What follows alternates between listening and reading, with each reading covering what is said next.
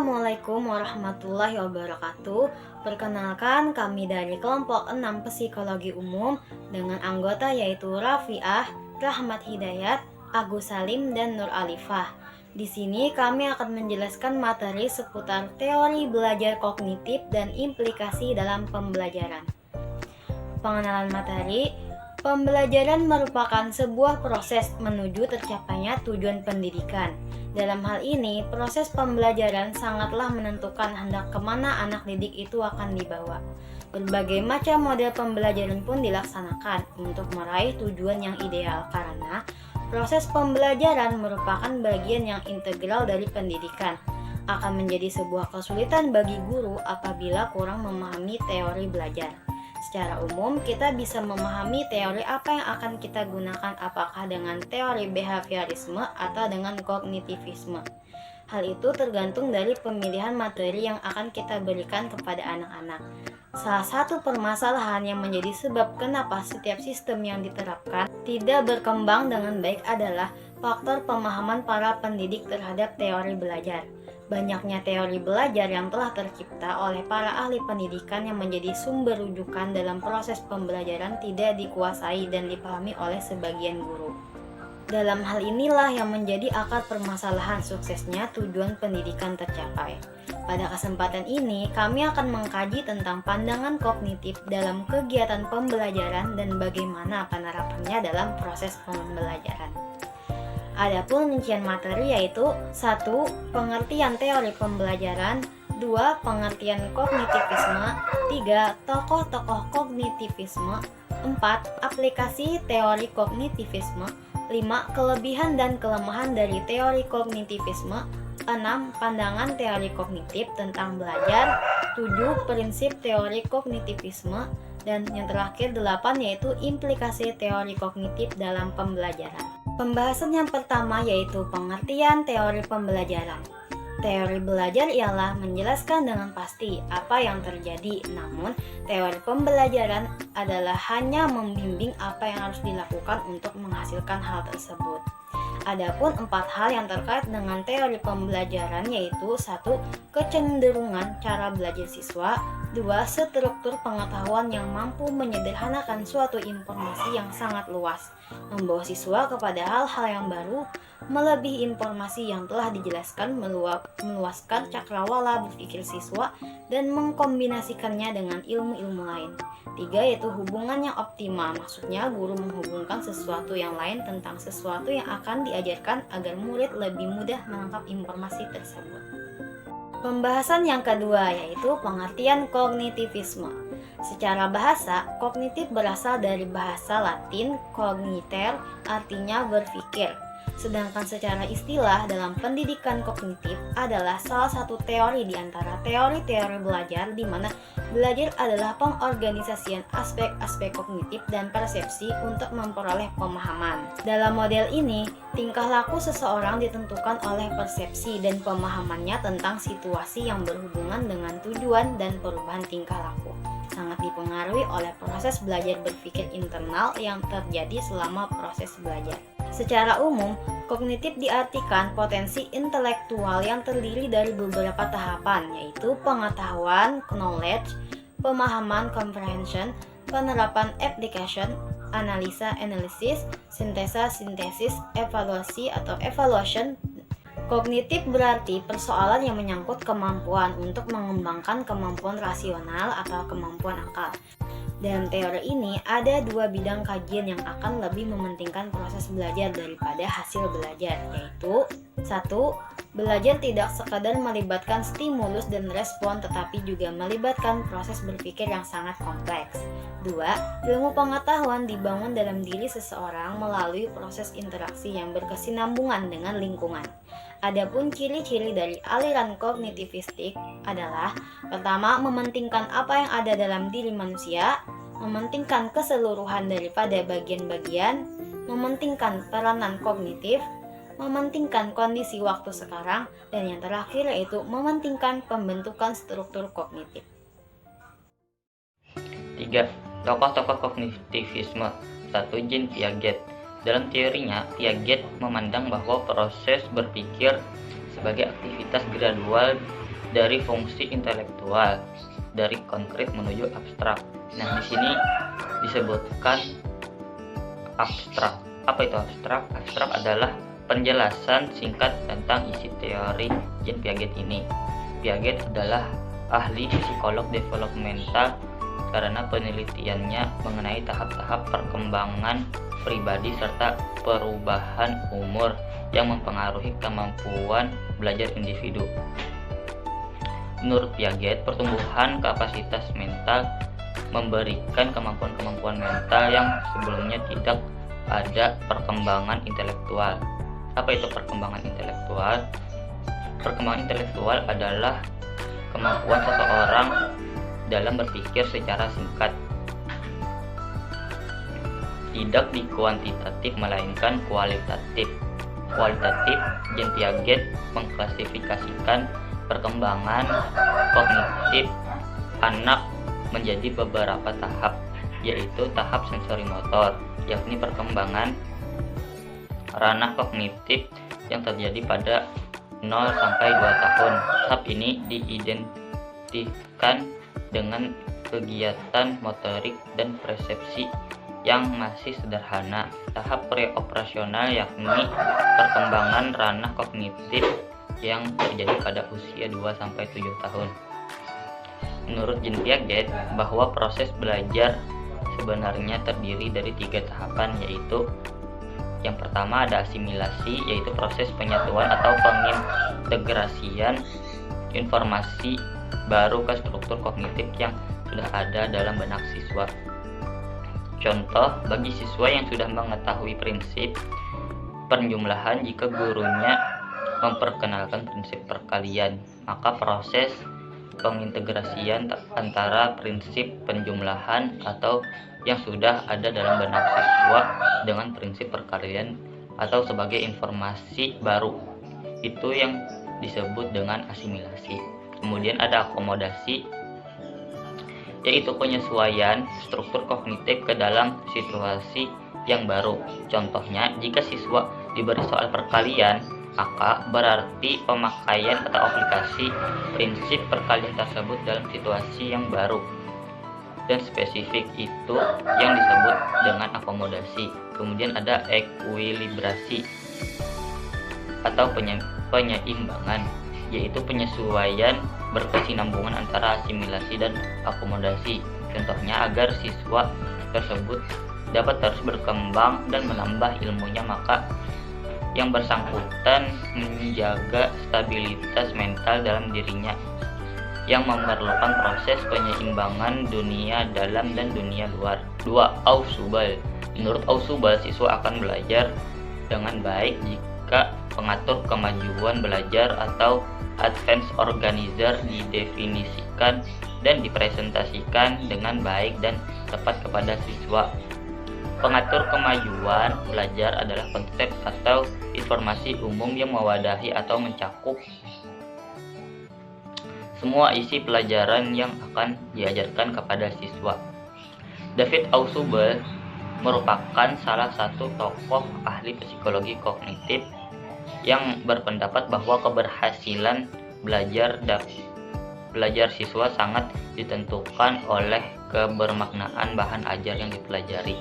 Ausubel mengidentifikasikan 4 kemungkinan tipe belajar, yaitu belajar dengan penemuan yang bermakna. Nah, apa itu belajar dengan penemuan yang bermakna? Menurut Ausubel, belajar dengan penemuan yang bermakna itu mengaitkan pengetahuan yang telah dimiliki dan dipelajarinya itu, atau sebaliknya, siswa terlebih dahulu menemukan pengetahuannya dari apa yang telah ia dapat dan ia pelajari. Kemudian ia kaitkan dengan pengetahuan yang sudah ada. Kemudian di sini ada belajar dengan ceramah yang bermakna. Terus di sini ada belajar dengan penemuan yang tidak bermakna. Nah, apa itu belajar dengan penemuan yang tidak bermakna? Menurut Ausubel, belajar Yang tidak bermakna itu pelajaran yang dipelajari ditemukan sendiri oleh siswa tanpa mengaitkan pengetahuan yang telah dimilikinya, kemudian dia hafalkan.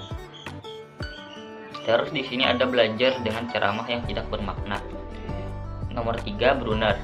Menurut Brunner, pembelajaran hendaknya dapat menciptakan situasi agar mahasiswa dapat belajar dari diri sendiri melalui pengalaman dan eksperimen untuk menemukan pengetahuan dan kemampuan baru yang khas baginya. Dari sudut pandang psikologi kognitif, bahwa cara yang dipandang efektif untuk meningkatkan kualitas output pendidikan adalah pengembangan program pembelajaran yang dapat mengoptimalkan keterlibatan mental intelektual pembelajar pada setiap jenjang belajar. Dalam teori belajar, Jerome Brunner berpendapat bahwa kegiatan belajar akan berjalan baik dan kreatif apabila siswa dapat menemukan sendiri suatu aturan atau kesimpulan tertentu. Dalam hal ini, Brunner membedakan menjadi 3 tahapan, yaitu yang pertama tahap informasi, yaitu tahap awal untuk memperoleh pengetahuan atau pengalaman baru. Kemudian yang kedua ada tahap transformasi, yaitu tahap memahami, mencerna, dan menganalisis pengetahuan baru serta mentransformasikan dalam bentuk baru yang mungkin bermanfaat untuk hal-hal yang lain. Yang ketiga, tahap evaluasi, yaitu untuk mengetahui apakah hasil transformasi pada tahap kedua tadi benar atau tidak. Brunner mempermasalahkan seberapa banyak informasi itu diperlukan agar dapat ditransformasikan.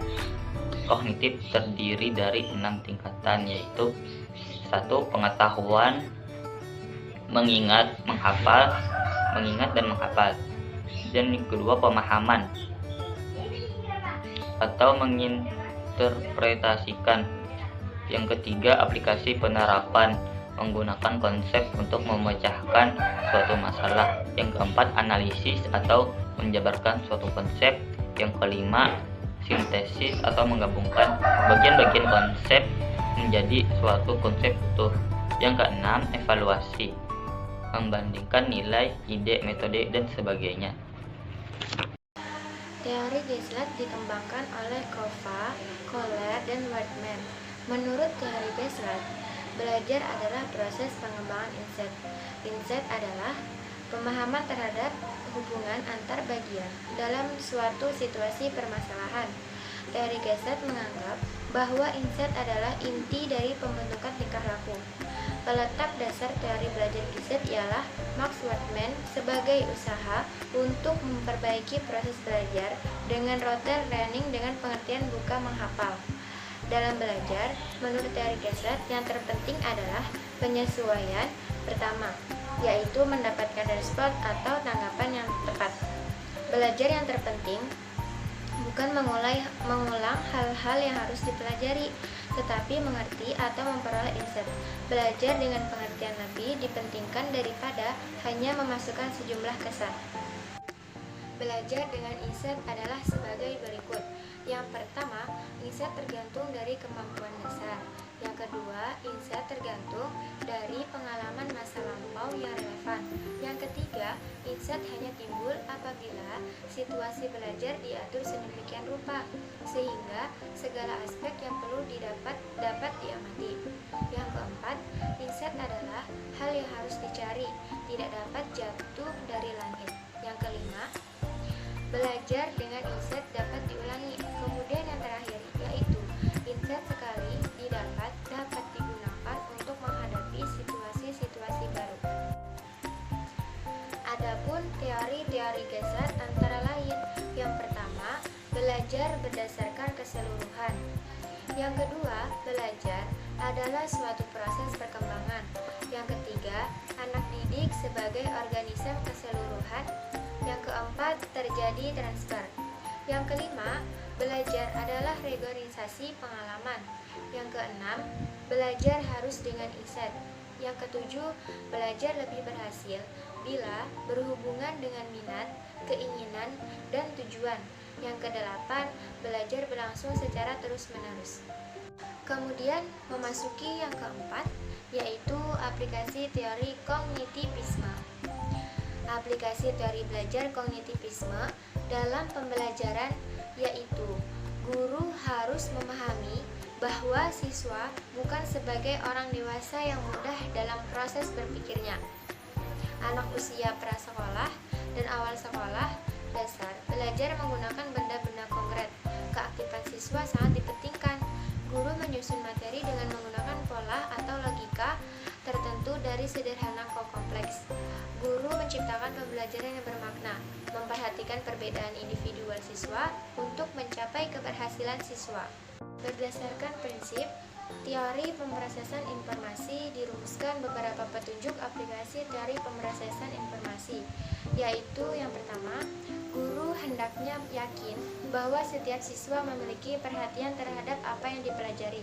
Karena itu, untuk menarik perhatian siswa, guru dapat melakukan tindakan dengan memberikan tanda tertentu, misalnya tepuk tangan atau menghentakkan papan tulis, berkeliling ruangan atau berbicara dengan irama, memulai pembelajaran dengan mengajukan pertanyaan yang membangkitkan minat siswa terhadap topik yang dibicarakan. Kemudian ada juga membantu siswa membedakan informasi yang penting dengan informasi yang tidak penting untuk memutuskan perhatian. Misal, dengan menuliskan tujuan pembelajaran, waktu menjelaskan, berhenti sejenak dan mengulangi lagi, atau meminta siswa mengulangi apa yang telah dijelaskan tadinya. Kemudian ada juga membantu siswa menghubungkan informasi yang baru dengan apa yang diketahui. Misalnya, dengan mengulangi hal-hal yang diketahui siswa untuk mengingat kembali dan menghubungkan dengan informasi baru. Menggunakan diagram atau garis untuk menunjukkan hubungan informasi baru dengan informasi yang dimiliki. Kemudian ada juga misalnya sediakan waktu untuk mengulang dan memeriksa kembali informasi dengan memulai pelajaran meninjau ulang pekerjaan rumah. Mengadakan tes-tes pendek yang sering, membuat permainan atau siswa saling berpasangan bertanya jawab. Ada juga sajikan pelajaran secara tersusun dan jelas. Misalnya menjelaskan tujuan pembelajaran, membuat ikhtisar atau rangkuman, dan yang terakhir yaitu utamakan pembelajaran bermakna bukan ingatan. Misalnya dengan mengajarkan perbendaharaan kata-kata baru dan mengaitkannya dengan kata-kata yang sudah dimiliki. Selanjutnya kita memasuki materi yang kelima, yaitu kelebihan dan kelemahan teori kognitivisme. Kelebihannya yaitu menjadikan siswa lebih kreatif dan mandiri, membantu siswa memahami bahan belajar secara lebih mudah. Kekurangannya yaitu teori tidak menyeluruh untuk semua tingkat pendidikan, sulit dipraktikkan kasusnya di tingkat lanjut. Beberapa prinsip seperti inteligensi sulit dipahami dan pemahamannya masih belum tuntas. Di materi yang keenam yaitu pandangan teori kognitif tentang belajar. Nah, di sini menurut teori kognitif, belajar adalah proses internal yang tidak dapat diamati langsung. Perubahan terjadi dalam kemampuan seseorang untuk bertingkah laku dan berbuat dalam situasi tertentu. Perubahan dalam tingkah laku adalah refleksi dari perubahan internal. Kemudian teori kognitif berpendapat bahwa reinforcement sangat penting karena berfungsi sebagai sumber umpan balik. Umpan balik ini memberitahu tentang apa yang mungkin terjadi kalau tingkah laku diulang-ulang. Dalam teori ini, reinforcement juga berfungsi untuk mengurangi ketidakpastian yang mengarah ke pemahaman dan penguasaan. 7. Prinsip-prinsip kognitivisme. Teori belajar kognitif menjelaskan belajar dengan memfokuskan pada perubahan proses mental dan struktur yang terjadi sebagai hasil dari upaya untuk memahami dunia.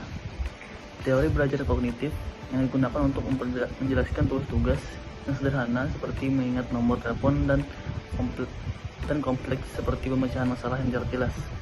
Kemudian teori belajar kognitif didasarkan pada 4 prinsip dasar, yaitu yang pertama, pembelajaran aktif dan upaya untuk memahami pengalaman.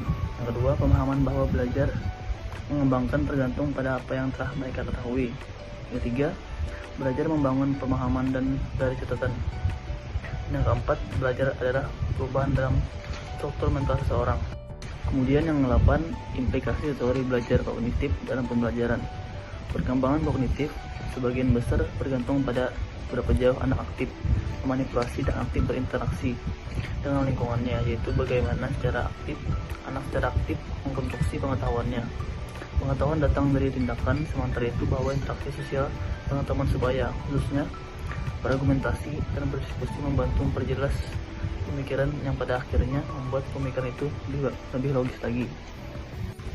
Dan adapun inti dari implementasi teori kognitif dalam pembelajaran antara lain sebagai berikut, yaitu 1.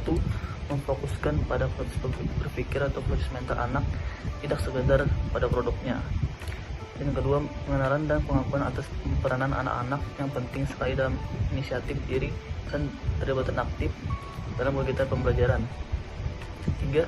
Tidak menekankan pada praktik-praktik yang diarahkan untuk menjadikan anak-anak seperti orang dewasa dalam pemikirannya. Dan yang keempat atau yang terakhir, yaitu penerimaan terhadap perbedaan individu dalam kemajuan perkembangan. Teori Piaget mengasumsi bahwa seluruh anak berkembang melalui urutan perkembangan yang sama, namun mereka memperolehnya dengan kecepatan yang berbeda. Dan kemudian berikut adalah implikasi teori pembelajaran kognitif dalam pembelajaran, yaitu yang pertama, memaklumi akan adanya perbedaan individual dalam hal kemajuan perkembangan. Kemudian 2, pendidikan di sini bertujuan untuk mengembangkan pemikiran anak. Artinya ketika anak-anak mencoba pemecahan masalah, penalaran mereka yang lebih penting daripada jawabannya. Oleh sebab itu, guru bagaimana anak itu mendapat jawaban yang salah. Atau oleh sebab itu guru penting sekali agar tidak menghukum anak-anak untuk jawaban yang salah, tetapi sebaliknya menanyakan bagaimana anak itu mendapat jawaban yang salah, dan diberi pengertian tentang kebenarannya atau mengambil langkah-langkah yang tepat untuk mengulanginya. 3. Anak belajar paling baik dengan menentukan discovery-nya. Artinya di sini adalah agar pembelajaran yang berpusat pada anak berlangsung efektif. Guru tidak meninggalkan anak-anak belajar sendiri, tapi mereka memberi tugas khusus yang dirancang untuk membimbing para siswa menemukan dan menyelesaikan masalah sendiri. Nah, itu tadilah materi dari kami. Saya mewakili teman-teman saya.